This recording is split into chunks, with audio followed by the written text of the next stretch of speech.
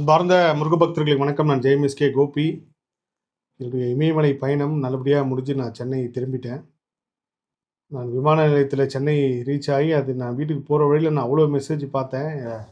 நல்லபடியாக வந்துட்டீங்களான்ட்டு எந்த குறையும் இல்லாமல் முருகப்பெருமான் வர வச்சாருன்னு தான் சொல்லணும். இந்த இமயமலை பயணம் முதல் விஷயம் எனக்கு ஒரு பெரிய அற்புதம் அதிசயம் தான். காரணம் இந்த இடத்துக்கு போகணுன்றது ஒரு வருட கனவுன்னு சொல்லணும். கிட்டத்தட்ட 2024 ஹிண்டில் இந்த இடத்த இறுதியில் டிசம்பர் மாதம் இந்த இடத்த பற்றி தெரிஞ்சுக்கிறேன். தெரிஞ்சுக்கிட்டு என்னோட முருகர் ஆராய்ச்சியில் எங்கே கனெக்ட் ஆகுது, சப்தகன்னிகள் வழிபாடு, அஷ்டகன்னிகள் வழிபாடு, இப்படி எல்லா தெய்வங்களோட வழிபாடும் இமயமலை, காஷ்மீர், இலங்கை இந்த எல்லா இடத்துலையும் தொடங்கியிருக்கு. இது ஒரு சான்று வேணுமே அப்படின்னு சொல்லி தேடுறப்ப தான் இந்த குப்தி சுப்பிரமணிய சுவாமி கோயில் தெரிய வருது. இந்த பயணம் போகிறதுக்கு முன்னாடி எப்பயுமே என்னோட இமயமலை பயணம் போகிறதுக்கு முன்னாடி திருவண்ணாமலை போயிட்டு தான் அடுத்த பயணம் இருக்கும். ஆனால் இந்த வாட்டி திருவண்ணாமலை போகவே முடியல. உத்தரவு கேட்குறப்பெல்லாம் ரொம்ப தள்ளி தள்ளி வருது.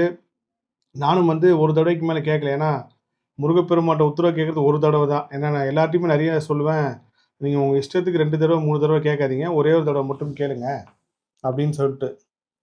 ஆனால் இது திருவண்ணாமலை போகணுன்ட்டு உத்தரவு வரவே இல்லை. ஜனவரி மாதம் இந்த ஏப்ரல் மாதம் பயணத்தை நான் திட்டமிடுறேன். திட்டமிட்டதுக்கப்போ ஒரு தம்பி கூட வரேன்றாரு. அந்த தம்பி தான் முதல்ல ஒரு மொழிபெயர்ப்பாளராக வராரு என் கூட.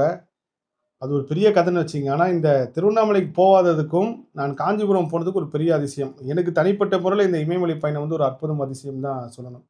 இதோட முருகர் ஆராய்ச்சியில் ஒரு மைல்கல் பயணம் தான். நிறைய காணொலிகள் பார்த்துருப்பீங்க.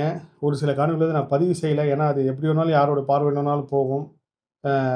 கிட்டத்தட்ட எனக்கு ரொம்ப உடம்பு முடியாமல் அதுக்கப்புறம் அங்கேருந்து ஒரு 5 பேர் கூப்பிட்டு போனது எல்லாமே நினச்சி பார்த்தா இப்போ கூட ஒரு பெரிய இதுவாக இருக்குது. நான் நல்ல ஞாபகம் இருக்குது. அந்த குப்தி அந்த மலையை போய் நைட்டு 11:30 மணிக்கு போய் அடைகிறேன்.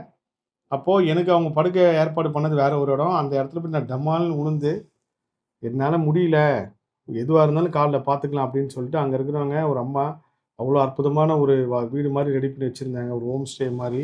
கிட்டத்தட்ட எனக்கு 3 பெட்ஷீட் போத்தி படுக்க வச்சாங்க. அதுக்கு முன்னாடி நடந்தது எல்லாமே பெரிய ஒரு பாடம் சொல்லலாம், இல்லை ஒரு பயண அனுபவம் சொல்லலாம். ஆனால் முருகரை பார்த்தோம். அதுக்கப்புறம் அது எல்லாமே மறைஞ்சிருச்சு. அந்த வலி எதுவுமே இல்லை. காஷ்மீரில் நான் காலை வைக்கிறப்பலாம் நம்மளா இப்படி கஷ்டப்பட்டு காஷ்மீர் வந்திருக்கோமா, நம்ம உயிரோடு வந்துட்டோமா அப்படின்ற ஒரு ஆச்சரியம் தான் இருந்துச்சு. அதுக்கு முன்னாடி நான் ஒரு விஷயத்தை பதிவு செய்யணும். இந்த இமயமலை பயணம் போகிறதுக்கு முன்னாடி எப்படி என்னை முருகப்பெருமான் வழிநடத்தி காப்பாற்றினார் அப்படின்னு சொல்லிட்டு.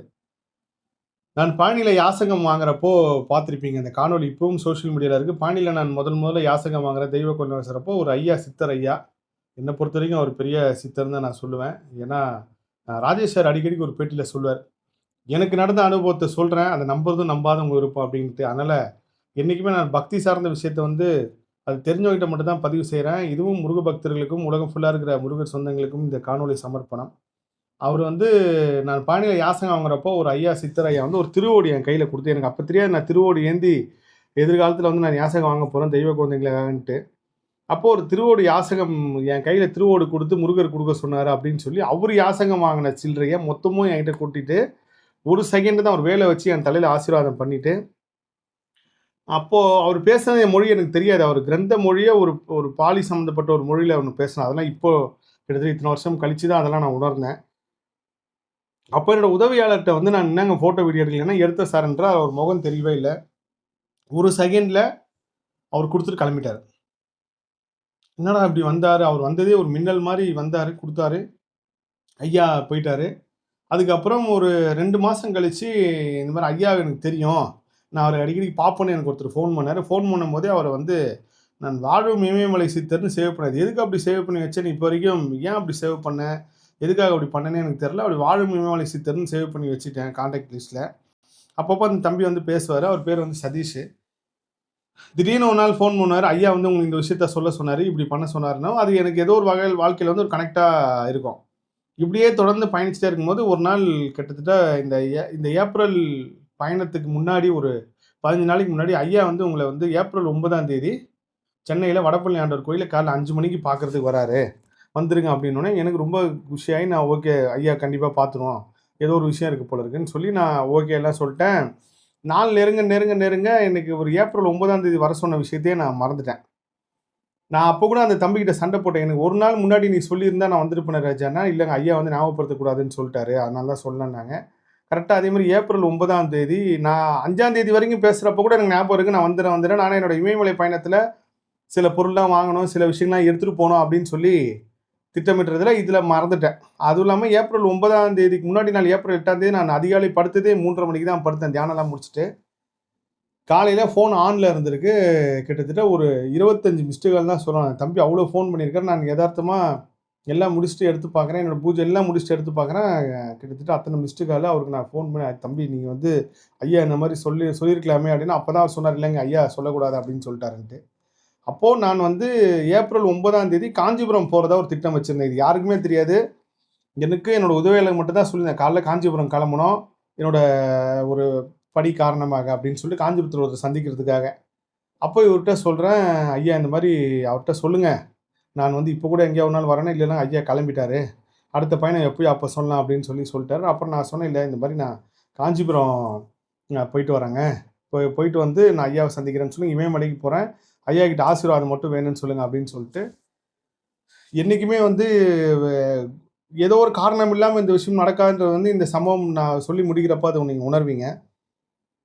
இப்படி சொல்லிட்டோமே அப்படின்னு சொல்லிட்டு அதுக்கப்புறம் ஐயா கோச்சுக்கிட்டாரு. எனக்கு மனசு ஒரு மாரி நெருடலா இருக்கு. அதுக்கப்புறம் முருகர்ட்ட, "முருகா இந்த மாரி இப்படி ஆச்சு. இது எதுவுமே திட்டமிட்டு நடக்கல. என்னோட அறியாமையிலும் நடக்கல. ஏதோ ஒரு கவனக்குறைவுல வந்து இந்த மாரி நடந்துச்சு முருகா. மன்னிச்சிடு முருகா" அப்படின்னு சொல்லிட்டு காஞ்சிபுரம் போயிட்டே இருக்கும்போது திடீர்னு அந்த தம்பி ஃபோன் பண்றாரு. ஆனா அவரு திரும்பவும் பாருங்க அன்னைக்கு வந்து பக்தி இன்ஃபினிட்டி சேனல்ல இந்த பெங்களூர் பயணத்த பத்தி இன்டர்வியூ குடுத்துட்டு தான் நான் காஞ்சிபுரம் போற மாரி ஒரு பிளானு.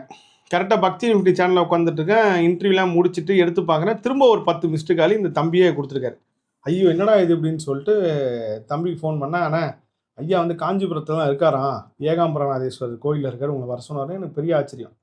நம்ம காஞ்சிபுரம் போறது இப்ப தானே அப்படி சொன்னோம். எப்படி இது தொடர்பு? அவரு அதுக்கு எனக்கு முன்னாடி அங்க போயிட்டு அவர் எதார்த்தமா காஞ்சிபுரம் போயிட்டு இருக்காரு. நானும் எதார்த்தமா காஞ்சிபுரத்த அன்னைக்கு வரதுக்கு உண்டான ஒரு விஷயம் நடக்குது.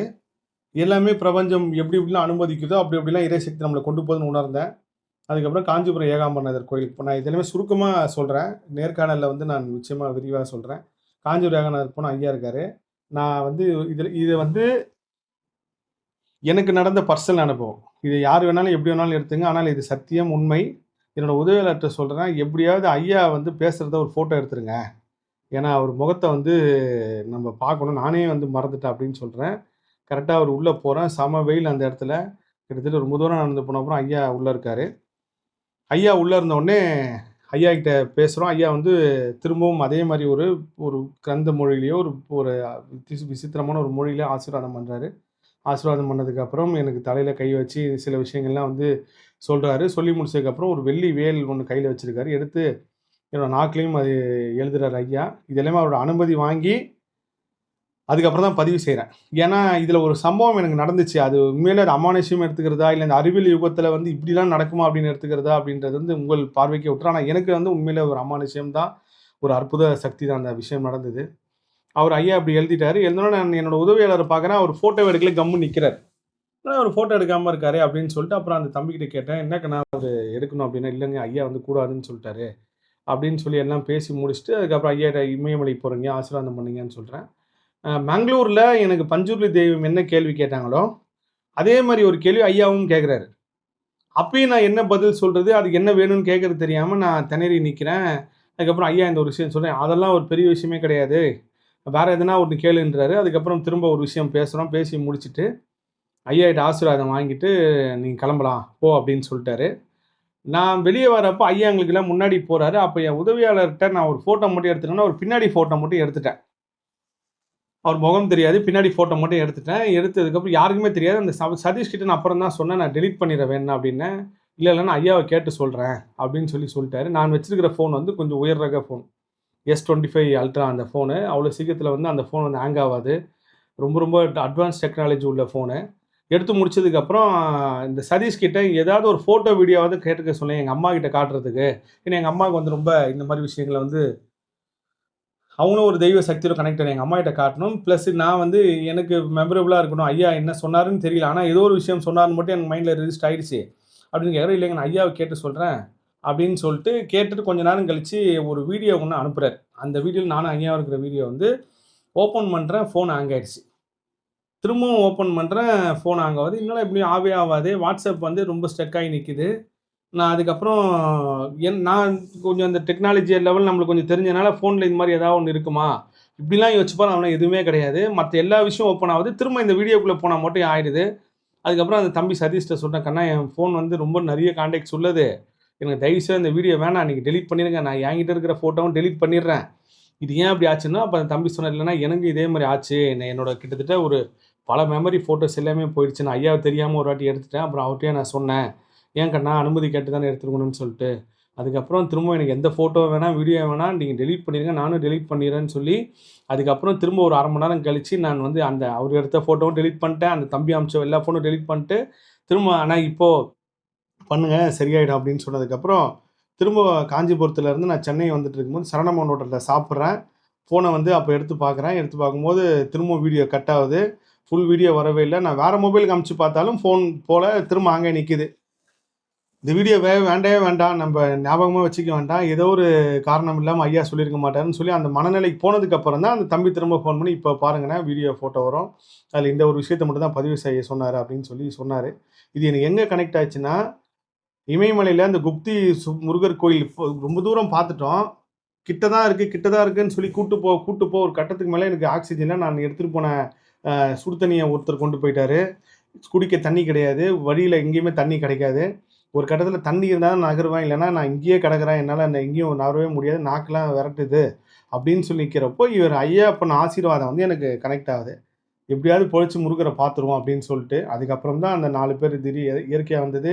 என்னோட உதவியாளர் போய் 2 மணி நேரம் மேல போய் தண்ணி எடுத்துட்டு வர வரைக்கும் நான் வந்து ஏதோ ஒரு சக்தி நம்மள புடிச்சு நின்னுச்சுன்னு தான் சொல்லணும். அப்படியே மூச்சு வாங்கி வாங்கி உட்காந்து அதுக்கப்புறம் சுடு தண்ணி எடுத்துட்டு வந்ததுக்கப்புறம் குடிச்சுட்டு போனேன்.